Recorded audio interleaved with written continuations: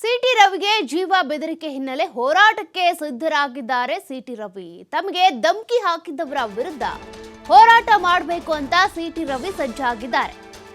ಇವತ್ತು ಮಧ್ಯಾಹ್ನ ಸಭೆ ನಡೆಸೋದಕ್ಕೆ ಬಿಜೆಪಿಯ ಪ್ರಮುಖ ಮುಖಂಡರು ಮುಂದಾಗ್ತಿದ್ದಾರೆ. ರಾಜ್ಯಾಧ್ಯಕ್ಷ ಆಗಿರುವಂತ ಬಿವೈ ವಿಜೇಂದ್ರ ಅವರ ನೇತೃತ್ವದಲ್ಲಿ ಈ ಸಭೆ ನಡೆಯುತ್ತೆ. ಸಭೆ ಬಳಿಕ ಬಿಜೆಪಿ ಹೋರಾಟದ ರೂಪುರೇಷೆ ನಿರ್ಧಾರವಾಗುವಂತ ಸಾಧ್ಯತೆ ಇದೆ. ಇವತ್ತು ಸಭೆಯಲ್ಲಿ ಬೆಳಗಾವಿ ಚಲೋ ನಡೆಸುವಂತಹ ಭವಿಷ್ಯದ ನಿರ್ಧಾರದ ಬಗ್ಗೆ ಕೂಡ ಮಾತುಕತೆ ಆಗುತ್ತೆ.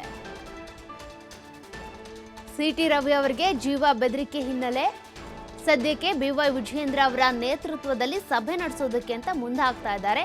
ಈ ಸಭೆಯಲ್ಲಿ ಹೋರಾಟ ಮಾಡಬೇಕು, ಕಾಂಗ್ರೆಸ್ ವಿರುದ್ಧ ಹೋರಾಟ ಮಾಡಬೇಕು ಅಂತೇಳಿ ಸಜ್ಜಾಗ್ತಾ ಇದ್ದಾರೆ. ತಮಗೆ ಧಮಕಿ ಹಾಕಿರೋದಕ್ಕೆ ಅದನ್ನ ವಿರೋಧಿಸಿ ಪ್ರತಿಭಟಿಸೋದಕ್ಕೆ ಅಂತ ಸಿಟಿ ರವಿ ಹಾಗೂ ಬಿಜೆಪಿಯ ಪ್ರಮುಖ ಮುಖಂಡರು ಸಿದ್ಧರಾಗ್ತಾ ಇದ್ದಾರೆ. ಇವತ್ತು ಒಂದು ಸಭೆ ನಡೆಯುತ್ತೆ. ಆ ಸಭೆ ನಡೆಯೋದು ಬಿಜೆಪಿ ರಾಜ್ಯಾಧ್ಯಕ್ಷ ವಿಜೇಂದ್ರ ಅವರ ನೇತೃತ್ವದಲ್ಲಿ. ಹಾಗಾದ್ರೆ ಹೋರಾಟದ ರೂಪುರೇಷೆ ಹೇಗಿರುತ್ತೆ, ಎಲ್ಲೆಲ್ಲಿ ಹೋರಾಟ ಮಾಡಬೇಕು, ಹೇಗೆ ಗಮನ ಸೆಳಿಬೇಕು, ಹೇಗೆ ಸರ್ಕಾರವನ್ನ ಇಕ್ಕಟ್ಟಿನಲ್ಲಿ ಸಿಲುಕಿಸುವಂತ ಕೆಲಸ ಮಾಡಬೇಕು, ಅದಕ್ಕೆ ಸಂಬಂಧಪಟ್ಟಂತೆ ರೂಪುರೇಷೆಯನ್ನ ನಿರ್ಧಾರ ಮಾಡ್ತಾರೆ. ಬೆಳಗಾವಿಯ ಈ ಚಲೋ ಏನಿದೆ ಅದಕ್ಕೆ ಸಂಬಂಧಪಟ್ಟಂತೂ ಕೂಡ ಇವತ್ತು ನಿರ್ಧಾರವನ್ನು ತೆಗೆದುಕೊಳ್ತಾರೆ. ಒಟ್ನಲ್ಲಿ ಇವತ್ತು ಬಿಜೆಪಿಯ ಪ್ರಮುಖ ನಾಯಕರು ಸಭೆಯಲ್ಲಿ ಭಾಗಿಯಾಗ್ತಾರೆ.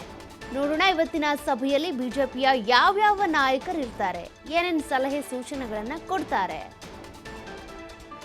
ಸಿಟಿ ರವಿ ಅವರಿಗೆ ಜೀವ ಬೆದರಿಕೆ ಬಂದಿರೋದು ನಿಜಾನಾ? ಇದಕ್ಕೆ ಸಂಬಂಧಪಟ್ಟಂತೆ ಇವತ್ತು ಬಿಜೆಪಿಯ ಪ್ರಮುಖ ನಾಯಕರು, ಅದರಲ್ಲೂ ಕೂಡ ಬಿವೈ ವಿಜೇಂದ್ರ ಅವರ ನೇತೃತ್ವದಲ್ಲಿ ಸಭೆ ನಡೆಸಿ ಈ ನಿರ್ಧಾರವನ್ನ ತೆಗೆದುಕೊಳ್ತಾರೆ. ತಮಗೆ ಧಮಕಿ ಹಾಕಿದವರ ವಿರುದ್ಧ ಹೋರಾಟ ಮಾಡಬೇಕು ಅಂತ ಈಗ ಸಿಟಿ ರವಿ ಸಿದ್ಧರಾಗಿರೋದು. ಅವರಿಗೆ ಬೆಂಗಾವಲಾಗಿ ನಿಲ್ಲೋದಕ್ಕೆ ಅಂತ ಬಿಜೆಪಿ ರಾಜ್ಯಾಧ್ಯಕ್ಷ ವಿಜೇಂದ್ರ ಹಾಗೂ ಪ್ರಮುಖ ಬಿಜೆಪಿ ನಾಯಕರು ಬರ್ತಾರೆ. ಇವತ್ತಿನ ಈ ಸಭೆಯಲ್ಲಿ ಯಾವ್ಯಾವ ನಾಯಕರು ಬರ್ತಾರೆ, ಏನೇನು ನಿರ್ಧಾರಗಳನ್ನ ತೆಗೆದುಕೊಳ್ತಾರೆ, ಯಾವ ರೀತಿಯಾಗಿ ತಮಗೆ ಧಮಕಿ ಹಾಕಿದವರ ವಿರುದ್ಧ ಸಿಟಿ ರವಿ ಹೋರಾಟ ಮಾಡಬೇಕು ಅಂತ ಅನ್ಕೊಂಡಿದ್ದಾರೆ, ಇದೆಲ್ಲ ಕೂಡ ಗೊತ್ತಾಗಬೇಕಿದೆ. ಇದೆಲ್ಲವೂ ಕೂಡ ಶುರುವಾಗಿರೋದು ವಿಧಾನ ಪರಿಷತ್ನಲ್ಲಿ ಆಕ್ಷೇಪಾರ್ಹ ಪದವನ್ನ ಸಿಟಿ ರವಿ ಬಳಸಿದ್ರು ಅನ್ನುವಂಥ ಕಾರಣಕ್ಕೆ. ಲಕ್ಷ್ಮೀ ಹೆಬ್ಬಾಳ್ಕರ್ ಅವರ ವಿರುದ್ಧ ಪದ ಬಳಸಿದ್ರು ಅಂತ ಅಲ್ಲಿಂದ ಶುರುವಾಗಿರುವಂತ ಈ ಜಟಾಪಟಿ ಹೀಗೆ ಮುಂದುವರ್ಕೊಂಡು ಹೋಗ್ತಾ ಇದೆ. ಸಿಟಿ ರವಿ ಅವರು ಅರೆಸ್ಟ್ ಆದ್ರು, ಅದಾದ ಬಳಿಕ ಕೋರ್ಟ್ಗೆ ಹಾಜರುಪಡಿಸಲಾಯಿತು, ಜಾಮೀನು ಪಡ್ಕೊಂಡ್ರು. ಈ ಜಾಮೀನಿನ ಮೂಲಕ ಹೊರಗಿದ್ದಾರೆ. ಬಟ್ ಅವ್ರಿಗೆ ಧಮಕಿ ಹಾಕಿದವರ ವಿರುದ್ಧ ಹೋರಾಟ ಮಾಡ್ಬೇಕಂತ ಈಗ ಸಜ್ಜಾಗ್ತಾ ಇದ್ದಾರೆ.